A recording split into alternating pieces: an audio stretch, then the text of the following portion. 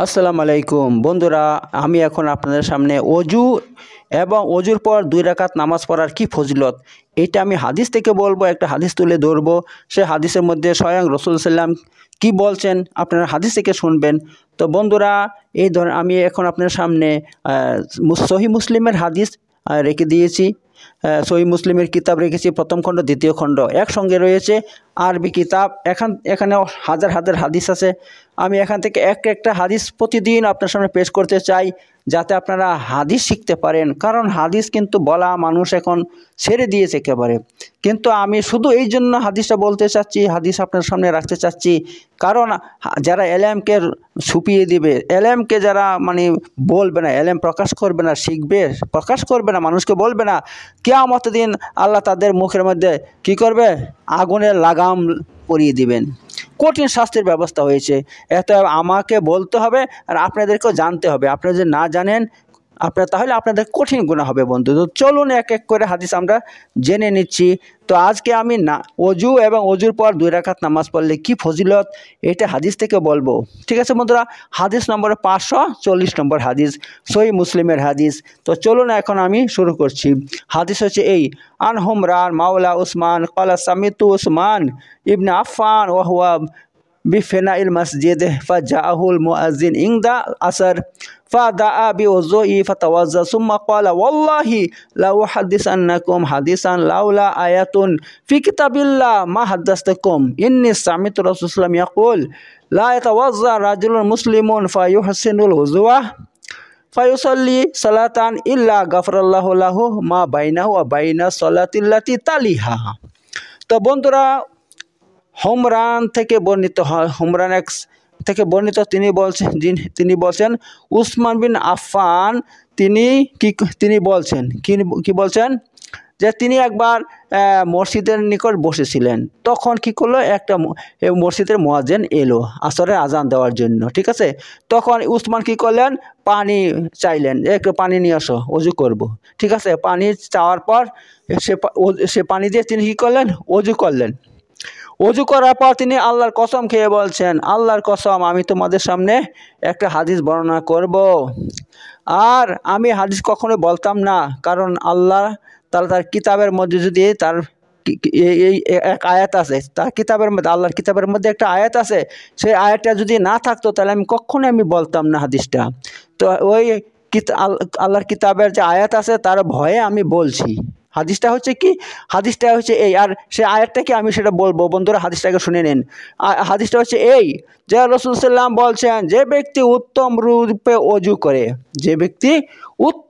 অজু করে তারপরে 2 রাকাত নামাজ পড়ে, তাহলে কি হয়, গাফারাল্লাহু লাহু মা বাইনাহু ওয়া বাইনা সালাতিল্লাতি তালিহা।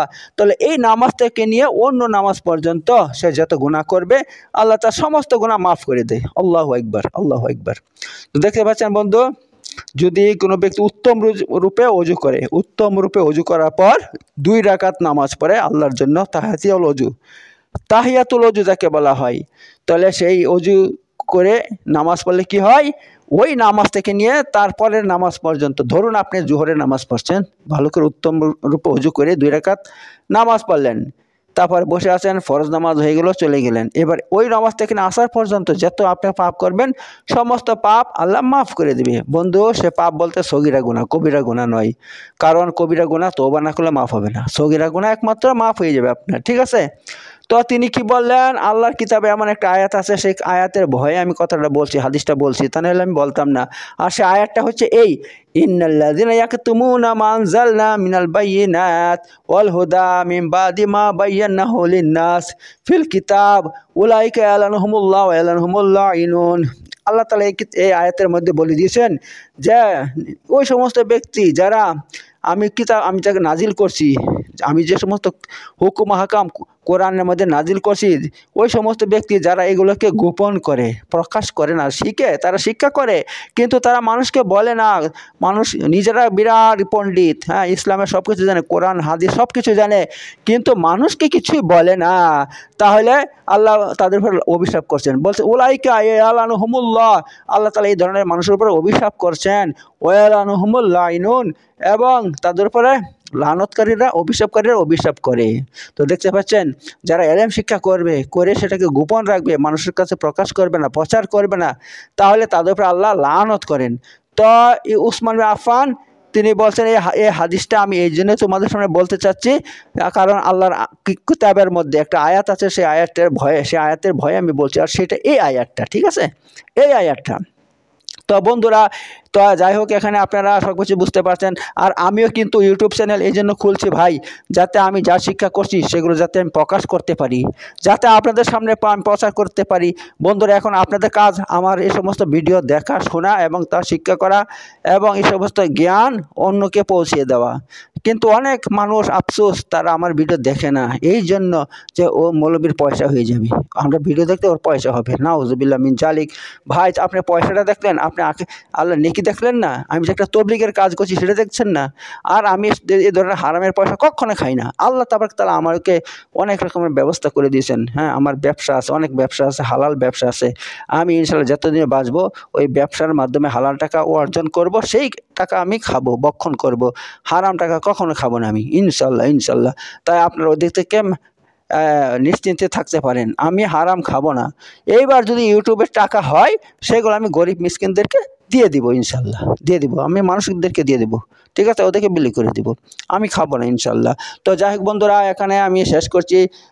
এরকম ভিডিও যদি আপনারা প্রতিদিন দেখতে চান, তাহলে অবশ্যই আমার ইউটিউব চ্যানেল সাবস্ক্রাইব করে রাখুন, কারণ আমি প্রতিদিন আপনাদের জন্য কোরআন এবং সহিহ হাদিস থেকে এরকম সুন্দর সুন্দর ভিডিও বানিয়ে আপনাদের উপহার দেই এবং দিব।